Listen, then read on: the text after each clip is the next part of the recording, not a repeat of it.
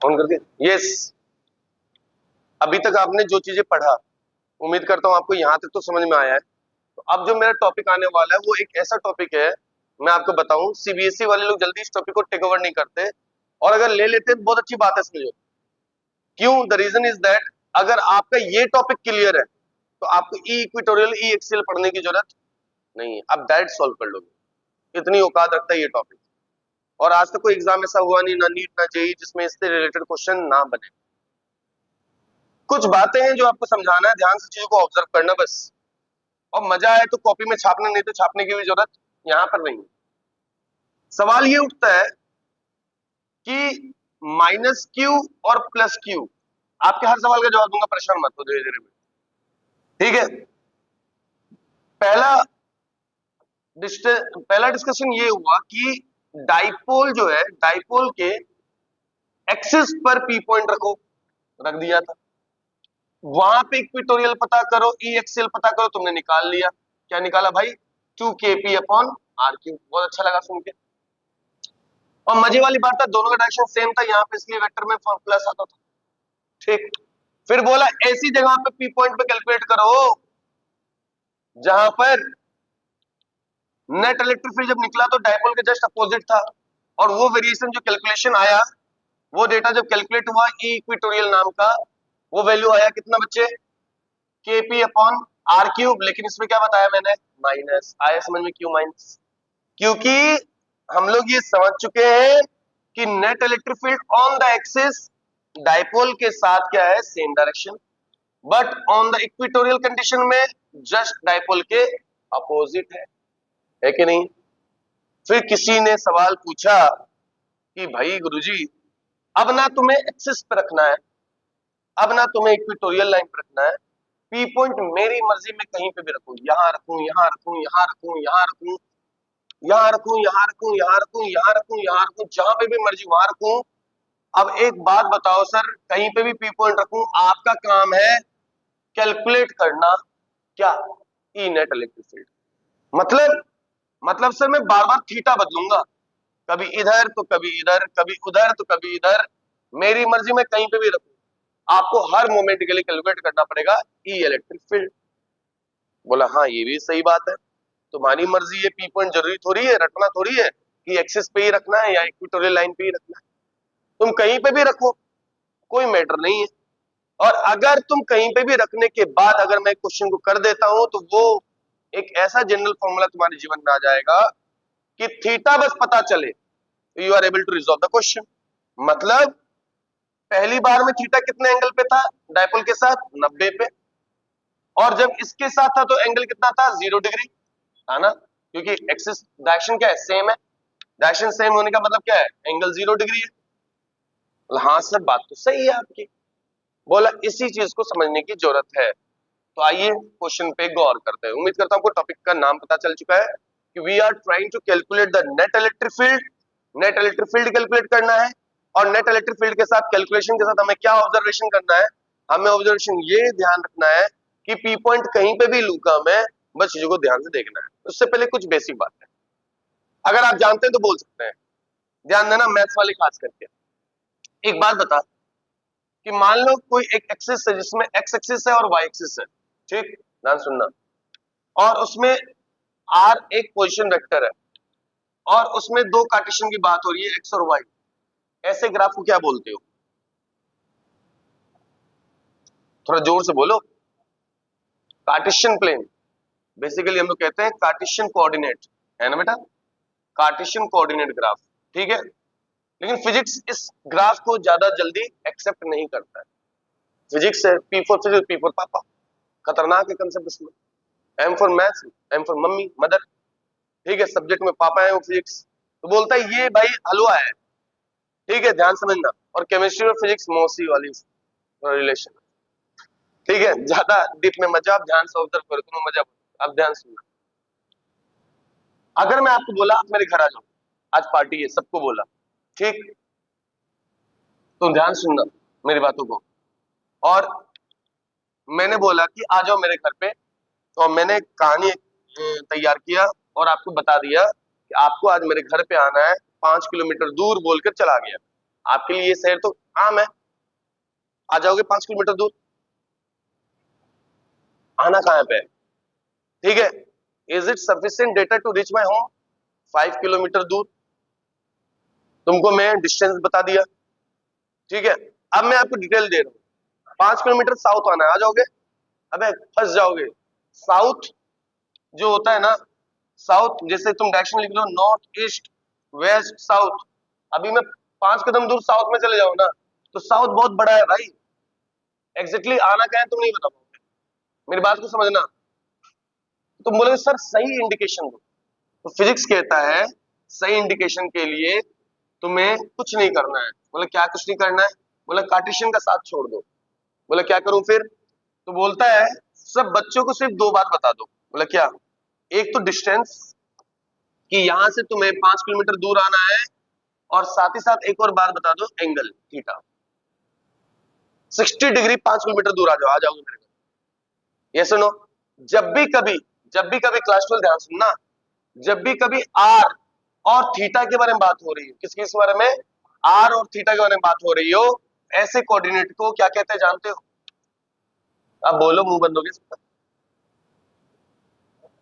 गलत, इसको कहते हैं पोलर कोऑर्डिनेट्स। क्या कहते हैं, पोलर कोऑर्डिनेट। इससे पहले क्या पढ़ा आपने, कार्टेशियन कोऑर्डिनेट, अब क्या पढ़ रहे हो, पोलर कोऑर्डिनेट। पोलर कोऑर्डिनेट में क्या बात होती है, आर और थीटा की, जहां पे डिस्टेंस और एंगल के बारे में बात होती है। अभी तो टॉपिक स्टार्ट भी नहीं हुआ, अभी बेसिक बेसिक बातें चल रही है, अब टॉपिक खत्म करने जा रहा हूं। तो मान लेते हैं, बेटा ध्यान देना, मान लेते हैं डाइपोल है, ठीक, माइनस क्यू और ये प्लस क्यू, इसका डायरेक्शन किधर होगा, पी वेक्टर इधर, ठीक, ऑब्जर्व करना। अब मैंने बोला कि ये इसका सेंटर है, ओके, बोला हाँ ठीक है सर सेंटर है, कोई समस्या नहीं है हमें, ठीक, ऑब्जर्व करना, नहीं समझ में तो बताना। ये इसका सेंटर है, मैंने यूज कर लिया, ये इसका सेंटर पॉइंट है, ये डाइपोल है, बोला हाँ सर डाइपोल है, इस डाइपोल के हिसाब से इसका रिजल्टेंट वेक्टर क्या है, ये वाला है। बोलता है एक काम कर, इस वेक्टर को क्या कर दे, रिजॉल्व कर दे। बोले इस वेक्टर को कैसे रिजॉल्व करें, भाई जैसे करते थे क्लास 11 में, जैसे मान लीजिए कोई वेक्टर होता था, जैसे मान लीजिए आर वेक्टर, इसको रिजॉल्व कैसे कर देते थे, एक कंपोनेंट हॉरिजॉन्टल डालते थे, एक क्या करते थे वर्टिकल, इसके साथ थीटा रिप्रेजेंट कर देते थे, और तुम कह देते थे इसको क्या कह देते थे, आर कॉस थीटा, और क्या कहते थे, आर साइन थीटा, ये तो होता है वेक्टर रिजोल्यूशन। हाँ ठीक है सर, तो बोलता है एक काम कर, पहले पी पॉइंट तुझे निकालना क्या है मैं बता दो। बोले चल सर सर यहाँ पे निकालना, निकाल लो, है ताकत तो निकाल लो। बोला ठीक है, सेंटर से मैं देख लेता हूँ, यहाँ से इसकी दूरी कितनी है, आर, ठीक है, मैं एंगल देख लेता हूँ, ये है थीटा, कोई समस्या, बेटा जल्दी समझ नहीं आएगा, ध्यान से ऑब्जर्व करना, ठीक है। ये कंपटीशन की दुनिया में चलता है बहुत ज्यादा, ये थीटा है, ओके, ये आर है, ओके, कोई समस्या, ये पी वेक्टर, ओके। अगर ये पी वेक्टर है तो मैं इसको रिजोल्व करने जा रहा हूं, इसको रिजोल्व कैसे करोगे, देखो यहाँ पे, अगर ये पी वेक्टर है तो एक कंपोनेंट थीटा के साथ वाला बनाऊंगा इसकी, एक इधर, ठीक, और एक वेक्टर तो ये हुआ, इसी पी वेक्टर के रिजल्टेंट के साथ इसके ऊपर ठीक परपेंडिकुलर लाइन ड्रॉ करूंगा, ऐसा, ध्यान से ऑब्जर्व करना। फिर मैं क्या करूंगा, ये जो थीटा के साथ वाला है ना, इसको बोलूंगा पी कॉस थीटा, थीटा के इधर वाला क्या कहूंगा, पी साइन थीटा। बात को समझना, ये रिजल्टेंट है, थीटा पहले से दिया हुआ था, एक कंपोनेंट को क्या माना मैंने, पी कॉस थीटा, और इसके ठीक परपेंडिकुलर लाइन। देखो तुम ध्यान से देखो, कभी भी जब तुम साइन थीटा बना लेते हो रिजल्टेंट के हिसाब से, तो साइन थीटा कैसे बनाते हो, पी साइन कॉस थीटा पे एक परपेंडिकुलर लाइन बाइसेक्टर ड्रॉ करते हो, और वो हमेशा परपेंडिकुलर होता है कॉस थीटा पे, ये भी कॉस थीटा पे परपेंडिकुलर। बताओ आए समझ में आता, वेक्टर रिजोल्यूशन कर रहा हूं। अब इस, नहीं समझ में आया दोबारा से बताओ, ध्यान से देखना, मान लीजिए पी वेक्टर था, ठीक, ये इसका सेंटर पॉइंट है, यहां से आर डिस्टेंस आपने ले लिया, इस पी पॉइंट पर कोई नेट इलेक्ट्रिक फील्ड चाहिए, चाहिए ना, और ये थीटा, इतना तो गिवन होता है क्वेश्चन में। अब क्वेश्चन को क्या रिजॉल्व किया हम लोगों ने, मैंने बोला ये पी वेक्टर है, ठीक है, एक थीटा दिया हुआ है, तो क्यों ना इस वेक्टर को रिजोल्व कर दूंगा। रिजोल्व करने के लिए एक कंपोनेंट यू तोड़ा मैंने इधर, ये पी वेक्टर का ये कंपोनेंट एक, ये जो थीटा के साथ क्या बनाता है, पी कॉस थीटा, इसके ठीक परपेंडिकुलर लाइन ड्रॉ किया ऐसे, ये पी cos थीटा है तो ये क्या रहेगा, समझ में आ रहा है? इसको घुमा करके ऐसे देखो तो यही तो है पी वेक्टर, और इसके दो कंपोनेंट, एक पी cos थीटा, थीटा के साथ वाला पी cos थीटा, और ये वाला क्या होगा, आया समझ में? अभी वेक्टर के दो कंपोनेंट, बात समझ रहे हो भाई? रूल ही यही होता है, अगर ये आर है तो इसके दो कंपोनेंट ऐसे बनते हैं, अगर ये थीटा है तो ये क्या होगा, आर cos थीटा, ये क्या होगा, आर sin थीटा, इसलिए कहते हैं 11th पढ़ा दो। ये इधर गया, इसका कंपोनेंट तोड़ना, अगर थीटा इसके साथ हो तो ये क्या हो जाएगा, पी है तो ये क्या हो जाएगा, पी cos थीटा, ये क्या हो जाएगा, पी sin थीटा। बात समझ में आ रही कि नहीं आ रही कि नहीं? ये रिजल्टेंट है भाई, तो इसके कंपोनेंट मैंने तोड़ा, ये थीटा के साथ वाला क्या होगा, पी cos थीटा, बचा हुआ क्या होगा, परपेंडिकुलर लाइन, बीच से रिजल्टेंट, यस और नो? अरे हाँ ना बोल। अच्छा अब सुनना ध्यान से, अब इस पॉइंट पर मुझे पी पॉइंट पर नेट इलेक्ट्रिक फील्ड चाहिए। जब मैं थोड़ा सा ध्यान देता हूं प्रीवियस नॉलेज पे तो मेरा काम हो जाता है। ये जो है हॉरिजॉन्टल लाइन कहीं ना कहीं रिप्रेजेंट करता है एक्सिस को, ठीक? इसका मतलब इस डायरेक्शन में जो डाइपोल चल रहा है, आपने एक्सिस जब पढ़ा था, आपने जब एक्सिस पढ़ा था तो यही तो पढ़ा था एक्सिस के टाइम पर, थोड़ा याद करो। एक्सिस टाइम पर जब पढ़ रहे थे तो जिधर डाइपोल होता था एक्सिस में, माइनस क्यू और प्लस क्यू, उसका नेट इलेक्ट्रिक फील्ड इधर ही तो होता था, ई एक्सियल इधर ही तो होता था। और अगर मैं, ध्यान देना, अगर मैं पी cos थीटा को हॉरिजॉन्टल कंपोनेंट मान रहा हूं तो हॉरिजॉन्टल कंपोनेंट का जो डाइपोल है इसे एक्सिस मान रहा हूं, एक्सिस का नेट इलेक्ट्रिक फील्ड किधर जाएगा, इस तरफ जाएगा ना, तो ये क्या कहलाएगा, ई एक्सियल। और ई एक्सियल का फॉर्मूला क्या होता है, 2kp upon R cube, distance क्या है आर, माना आर क्यूब होगा लेकिन क्या यहाँ पे पी होगा, इस बार क्या है, पी cos थीटा, यहाँ क्या आएगा, आया समझ में? अगर मैंने इसे एक्सिस माना है तो, और अभी थोड़ा देर पहले तुम लोगों ने पढ़ा, इस पर अगर परपेंडिकुलर लाइन बनता है, परपेंडिकुलर लाइन बनता है तो डाइपोल जिस डायरेक्शन में भी होता है उसके जस्ट अपोजिट क्या होता है, ई इक्वेटोरियल होता है। और तुमने अभी ऑब्जर्व किया, क्या तुमने ये चीज ऑब्जर्व नहीं किया कि ये पी साइन थीटा क्या है, इसके परपेंडिकुलर डाइपोल है, तो जो मैं इस पॉइंट पर ई इक्वेटोरियल बनाऊंगा, नेट इलेक्ट्रिक फील्ड किधर बनाऊंगा, जस्ट इसके अपोजिट। आया ना बोल, ये इधर, ये इसका जस्ट अपोजिट, ये क्या बनेगा, ई इक्विटोरियल। और इक्विटोरियल का फॉर्मूला क्या होता है, केपी अपॉन आर क्यूब, लेकिन क्या सिर्फ पी होगा, नहीं, पी साइन, ये खेल है भाई। और ये सेंटर से निकलेगा रिजल्टेंट ई नेट। अरे हाँ ना बोल, आया समझ में? भाई ये फैक्टर को रिजॉल्व करने का तरीका था। अब देख क्वेश्चन बन गया, ठीक है? अब देखना, जब मैं ई नेट निकालूंगा तो मुझे क्या करना पड़ेगा, अगर मैं इसको मान लू E2, इसको मान लू E1, कोई समस्या? तो हमें पता है रूल ऑफ वेक्टर क्या होता है, अगर मान ली ये E1 है और ये E2 है और ये रिजल्टेंट पता करना ई नेट, तो हमें फॉर्मूला पता है ना, अंडर रूट ऑफ क्या होता है, E1 का स्क्वायर प्लस E2 का square plus 2E1 E2 cos theta. यहाँ cos थीटा कितना है, 90, cos 90 बोले तो ये पार्ट गया जीरो, तो बचा क्या, अंडर रूट ऑफ E1 का स्क्वायर बोले तो ई एक्सियल का स्क्वायर प्लस इक्विटोरियल का स्क्वायर। आया समझ में? फाइनल रिजल्ट देखना, सॉल्व करना, वैल्यू पुट करोगे तो पहला आएगा ई एक्सियल क्या हो जाएगा, 2kp 2 4 k square p square r की power 6 cos square theta plus equatorial क्या होगा, k square p square r की power 6 sine square.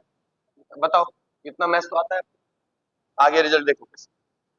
In short we can write like this बच्चों, E net is must be equals to, ये देख जो जो उसमें से बाहर आ सकता है बाहर निकाल लो, कॉमन ले लो, के स्क्वायर पी स्क्वायर, और ये तो क्या क्या बाहर आ जाएगा, 2kp अपॉन आर क्यूब बाहर आ जाएगा, क्या क्या बाहर आ जाएगा, 2kp अपॉन आर क्यूब बाहर आ जाएगा, सॉरी 2 नहीं आएगा बाहर, चल kp अपॉन आर क्यूब बाहर आएगा, अंदर क्या बचेगा,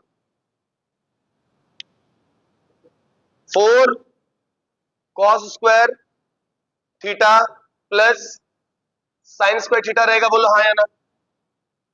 अब देखना, E K P upon R cube under root of, क्या साइन स्क्वायर थीटा को लिख सकते हो तुम? क्या लिख सकते हैं sir? 1 minus cos square theta, पढ़े हो ना 10th क्लास।